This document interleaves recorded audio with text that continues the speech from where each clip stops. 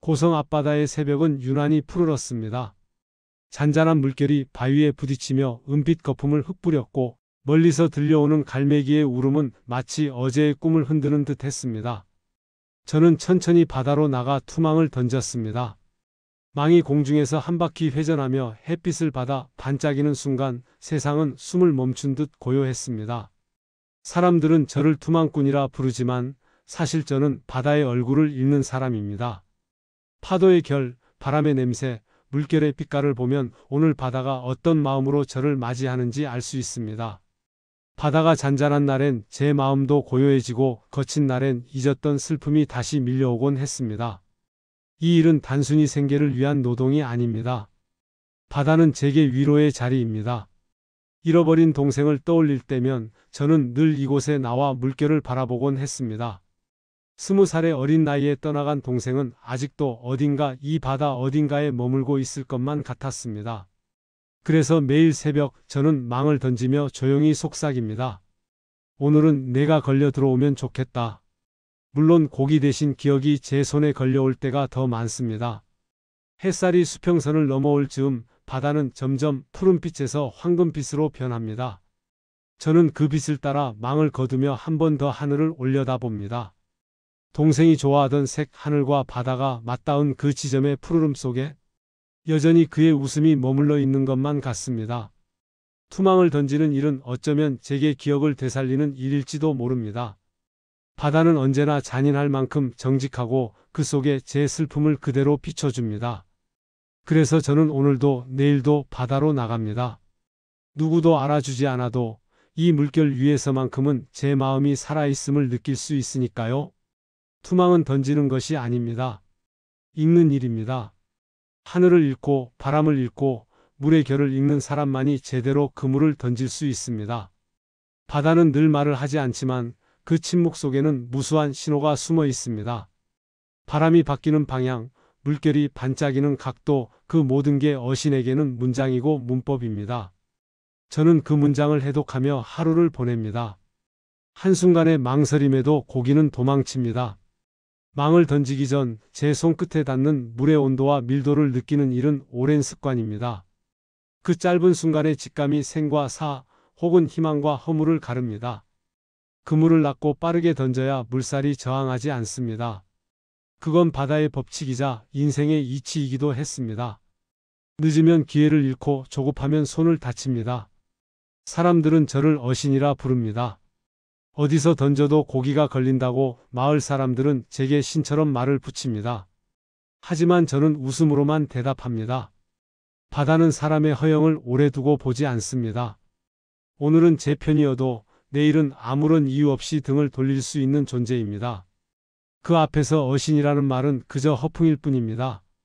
아무리 큰 숭어를 잡아도 제 마음 한구석의 허전함은 채워지지 않습니다.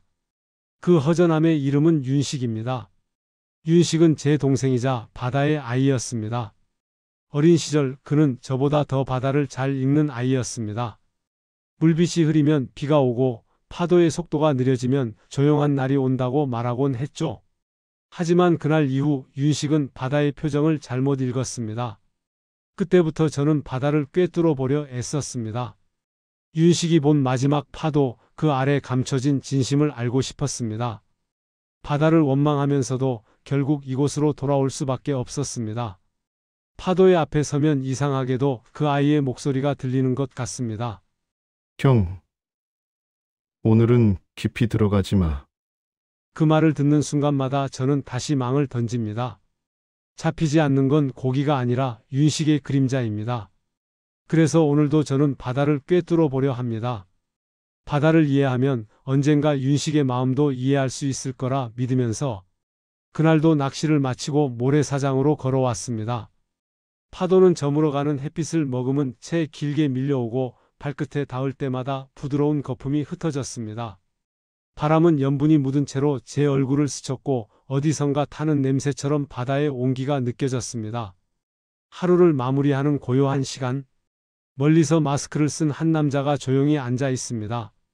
모래 위에 발자국 하나 없이 앉아 있는 그의 모습, 내 동생 윤식이, 바람결에 흔들리는 머리칼, 눈가에 남은 어릴 적의 버릇 같은 표정, 그 모든 것이 어릴 때에 멈춰 있는 것 같습니다. 더워? 하고 물었지만 대답은 없습니다. 그저 고개를 살짝 끄덕일 뿐이었습니다. 그 순간 시간은 멈춘 듯 했습니다. 저는 그와의 거리를 좁히지도 완전히 다가서지도 못한 채 서 있었습니다. 가까이 다가가면 이 모습이 사라질까 두려웠습니다. 윤식은 늘 그랬습니다. 손에 닿을 듯 가까이에 있다가도 어느새 물결 속으로 스며들 듯 사라져버리는 아이였습니다. 제가 없으면 밥 한 끼도 물 한 잔도 스스로 챙기지 못하는 아이 같은 동생. 어릴 적에도 그랬습니다. 물에 떠 있는 나무 조각을 잡으려다 미끄러지면 언제나 제가 손을 잡아 끌어올려야 했습니다.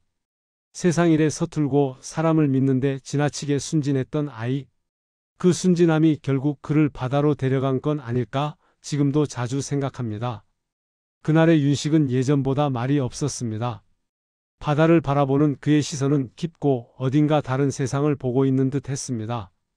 저는 모래사장에 주저앉아 그의 옆에 앉았습니다. 아무 말도 하지 않았지만 묘하게 따뜻했습니다.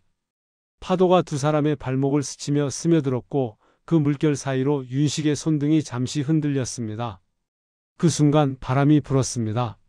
모래가 흩날리고 윤식의 모습이 흔들렸습니다. 눈을 깜빡이는 사이 그는 이미 자리에 없었습니다. 그 자리에 남은 건 젖은 모래와 그의 발자국 두 개뿐이었습니다. 저는 그 위에 조용히 손을 얹었습니다. 그리고 중얼거렸습니다. 괜찮아, 윤식아. 형이 여기 있잖아. 오늘도 내일도 누군가는 끝까지 함께 있어줘야 하니까요. 그게 제가 살아있는 이유이자 매일 바다로 나가는 이유였습니다. 바다는 여전히 푸르고 윤식의 숨결은 그 안에서 잔잔히 흔들리고 있었습니다. 잠시 그물을 말리려다 뒤를 돌아봤을 때 윤식의 자리가 비어 있었습니다.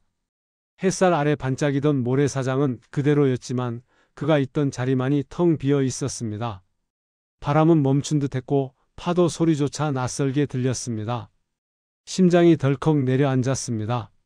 순간 이 세상의 모든 소리가 멀어지는 듯 했습니다. 윤식아, 목이 터져라 불렀습니다. 대답은 없었습니다. 모래사장을 뛰어다니며 이름을 부를 때마다 제 발밑에 모래가 푹푹 꺼져 내렸습니다. 숨이 가빠지고 눈앞이 번쩍거렸습니다. 바람만 불고 파도만 밀려왔습니다. 그날의 바다는 유난히 잔잔했습니다. 그 잔잔함이 오히려 무섭게 느껴졌습니다. 마치 모든 걸 삼켜버린 뒤 아무 일도 없다는 듯 태연하게 숨을 고르는 것 같았습니다. 윤식은 예전에도 자주 사라졌습니다. 잠깐 산책을 나간다며 나가서는 몇 시간을 돌아다니다가 아무 일도 없다는 듯 돌아오곤 했습니다. 하지만 이번엔 달랐습니다. 그날따라 그의 뒷모습이 너무 멀게 느껴졌습니다. 저는 파도 속으로, 갯바위 뒤로, 그리고 방파제 끝까지 뛰어다녔습니다. 그 어디에도 윤식의 그림자는 없었습니다. 결국 해가 기울 무렵 주차장 쪽에서 희미한 불빛이 보였습니다. 차 안에서 혼자 초코파이를 먹고 있는 윤식을 찾았습니다. 창문 너머로 보이는 그의 얼굴은 이상하리만큼 평온했습니다. 포장지를 찢는 소리만이 조용히 차 안에 울려 퍼졌습니다. 왜 혼자 갔어? 형이 얼마나 놀랐는지 알아? 제 목소리는 화와 두려움이 뒤섞인 채 떨리고 있었습니다. 그는 대답하지 않았습니다. 그저 초코파이를 조용히 입에 넣으며 미안하다는 눈빛으로 저를 바라볼 뿐이었습니다. 그 눈빛 속에는 무언가 말로 할 수 없는 감정이 있었습니다. 죄책감, 슬픔, 혹은 그보다 더 깊은 설명할 수 없는 공허함? 마치 이미 이 세상에 발을 반쯤 뺀 사람처럼 그는 멀리 있었고 그 거리는 아무리 손을 뻗어도 닿지 않았습니다. 그날 밤 저는 오래도록 잠들지 못했습니다. 창문 너머로 들려오는 파도 소리가 윤식의 목소리처럼 들렸습니다. 불 꺼진 방 안에서 혼자 중얼거렸습니다. 윤식아, 형이 너 놓치지 않을게. 이번에는 절대로. 그러나 바다의 어둠은 깊었고 그 안에서 윤식의 그림자는 여전히 흔들리고 있었습니다. 동생은 원래 그런 아이가 아니었습니다. 어릴 적 윤식은 마을에서 모범생으로 통했습니다. 친구들과 잘 어울리고 무엇이든 한번 배우면 금세 익혔습니다. 학교에서는 언제나 반장을 맡았고 선생님들도 그를 아꼈습니다. 웃을 때마다 눈꼬리가 반달처럼 휘어지던 아이. 그런 윤식이 세상과 등을 지게 될 줄 아무도 몰랐습니다. 모든 것은 20살 무렵의 그 사고 이후였습니다. 그날 어머니가 떨리는 목소리로 전화를 하셨습니다. 윤식이가 맞았대. 많이 맞았대. 그 말을 듣는 순간 세상이 한순간에 기울어졌습니다. 병원으로 달려갔을 때 윤식은 피멍이 든 얼굴로 침대에 누워 있었습니다. 눈은 뜨고 있었지만 그 안에는 아무런 빛도 없었습니다. 손을 잡아도 반응이 없었고 이름을 불러도 미동조차 하지 않았습니다. 의사는 뇌에 큰 손상은 없다고 했지만 그 이후로 윤식은 예전의 윤식이 아니었습니다. 그날 이후 그는 말을 잃었습니다. 말을 잃고 세상을 잃었습니다. 누가 물어봐도 대답하지 않았고 언제나 창밖만 바라봤습니다. 밥을 먹을 때도 잠을 잘 때도 마치 다른 세상 어딘가를 살고 있는 사람처럼 멍하니 먼 곳을 응시했습니다. 밤마다 악몽에 시달리며 온몸을 떨었고 때로는 손으로 귀를 막은 채 그만하고 중얼거렸습니다. 그 모습이 너무나 낯설고 너무나 아팠습니다. 병원에 데려가 약을 먹이고 치료를 받게 했지만 아무 소용이 없었습니다. 의사들은 시간이 필요하다라고 말했지만 시간이 흐를수록 윤식은 더 깊은 어둠 속으로 가라앉았습니다. 어느 날은 갑자기 웃다가 어느 날은 하염없이 울었고 때로는 낯선 이의 이름을 중얼거리기도 했습니다. 그럴 때마다 어머니는 부엌 한켠에서 몰래 울었습니다. 내가 대신 맞았으면 좋았을걸. 그 말을 들을 때마다 제 속은 까맣게 타들어갔습니다. 결국 저는 결심했습니다. 이 아이는 내가 지켜야 한다고요. 세상은 잔인했고 사람들은 잊었습니다. 하지만 저는 잊지 않았습니다. 윤식이의 손을 잡고 다시 바다로 나왔습니다. 그가 말을 하지 않아도 바다의 숨결이 그를 조금은 위로해 줄 것 같았습니다. 그리고 그날부터 저는 투망을 던지는 사람에서 윤식을 지키는 사람이 되었습니다. 바다는 차가웠지만 그 속에서만큼은 윤식이 조금은 편안해 보였습니다. 그래서 저는 오늘도 내일도 그를 데리고 나갑니다. 언젠가 윤식이 다시 저를 보며 웃을 날이 오기를 그날을 기다리며 은퇴 후 저는 윤식을 데리고 고성 바다 근처로 내려왔습니다. 이곳은 오래전부터 제 마음속에 그려왔던 장소였습니다. 도시의 소음이 닿지 않는 바다 마을, 하루의 흐름이 해와 파도에 맞춰 움직이는 곳. 우리는 낡은 민박집을 빌려 살고 있습니다. 지붕의 기와장은 군데군데 깨져 있고 벽지는 바람에 조금씩 들뜨지만 바다 냄새가 스며있는 이 집은 묘하게 따뜻했습니다. 윤식이 창문 앞에 앉아 수평선을 바라보는 모습이 그 어떤 치료보다도 평온해 보였습니다. 아침엔 바다에 나갑니다. 물결이 아직 잠에서 덜 깬 시간, 저는 윤식이에게 따뜻한 차를 건네며 말없이 미소를 짓습니다. 오늘은 바람이 부드럽다. 괜찮은 날이 될 거야. 그는 대답 대신 고개를 끄덕입니다. 이제는 말이 없어도 통하는 사이라고 믿습니다. 바다 위로 햇살이 번지면 저는 조용히 배를 밀어내고 투망을 던집니다. 그 순간 윤식은 언제나 제 곁에서 파도를 바라봅니다. 마치 그 속에서 잃어버린 무언가를 찾는 사람처럼. 점심이 되면 마을 어르신들에게 잡은 고기를 나눕니다. 그들은 우리 형제를 바다 사람이라 부릅니다. 윤식이가 편해 보여요. 가끔 그렇게 말해주는 이웃의 따뜻한 말에 저는 고개를 숙입니다. 좋아졌는지 나빠졌는지 잘 모르겠습니다. 다만 예전처럼 폭력적인 악몽에 시달리지 않는다는 것, 그리고 가끔 미소를 짓는다는 것, 그 두 가지만으로도 충분합니다. 저녁엔 윤식의 약을 챙깁니다. 약을 하루라도 걸으면 그는 불안해지고 이상한 말을 합니다. 형, 저기 누가 서 있어요. 항문 밖에. 그럴 때면 저는 조용히 그의 손을 잡습니다. 괜찮아? 아무도 없어? 형이 여기 있잖아. 그러면 윤식은 제 손을 꼭 쥐고 천천히 숨을 고릅니다. 그 손끝에서 전해지는 체온은 제가 아직 형으로서 존재하고 있다는 증거입니다. 밤이 깊어지면 우리는 함께 바다 소리를 듣습니다. 창문을 열면 파도는 마치 자장가처럼 들려옵니다. 윤식은 그 소리에 맞춰 천천히 눈을 감습니다. 저는 그 옆에서 조용히 속삭입니다. 괜찮아? 오늘도 잘했어? 말보다 중요한 건 곁에 있다는 사실이니까요. 그리고 그 사실이 지금의 저희를 하루 더 살아가게 만드는 힘이 되어줍니다. 윤식이 잠든 밤이면 저는 다시 바다로 나갑니다. 낮 동안의 파도는 고요해지고 하늘에는 별빛이 흩어져 있습니다. 달빛이 잔잔히 물 위에 떨어질 때면 그 빛이 마치 바다가 제게 보내는 신호처럼 느껴집니다. 깊은 어둠 속에서도 물결은 제 손끝으로 전해집니다. 차갑고 단단한 그 감촉은 살아있는 존재의 숨결 같기도 하고 때로는 윤식의 미약한 맥박처럼 느껴지기도 합니다. 보이지 않아도 저는 감으로 느낍니다. 그건 오랜 세월이 만들어준 본능이자 바다와 맺은 약속 같은 것입니다. 손끝으로 바람의 방향을 재고 발끝으로 물살의 세기를 짚습니다. 그물을 던지는 순간 제 몸은 이미 바다와 하나가 됩니다. 그물이 공중에서 활처럼 휘며 날아가고 달빛 아래에서 반짝이다가 천천히 어둠 속으로 가라앉습니다. 그 순간만큼은 세상의 소음이 모두 사라집니다. 그물이 다시 제게 돌아올 때면 그 속엔 고기가 아니라 제 하루가 걸려 있습니다. 손에 걸리는 물풀, 모래, 작은 조개 껍데기들. 그건 제가 살아냈다는 증거이자 윤식과 함께 보낸 하루의 잔향입니다. 잡히는 고기가 많을 때도 적을 때도 저는 감사한 마음으로 망을 걷습니다. 이 바다는 제게 벌이자 위로였고 고통이자 안식이었습니다. 잡은 물고기 중 가시가 많거나 너무 작으면 저는 다시 놓아줍니다. 손끝에서 미끄러지는 그 생명들의 움직임은 따뜻했습니다. 잘 가라. 넌 아직 바다에 있어야 할 녀석이야. 그 말을 하며 제 마음도 조금은 풀립니다. 어쩌면 그 물고기들에게 하는 말이 아니라 윤식에게 하는 말일지도 모릅니다.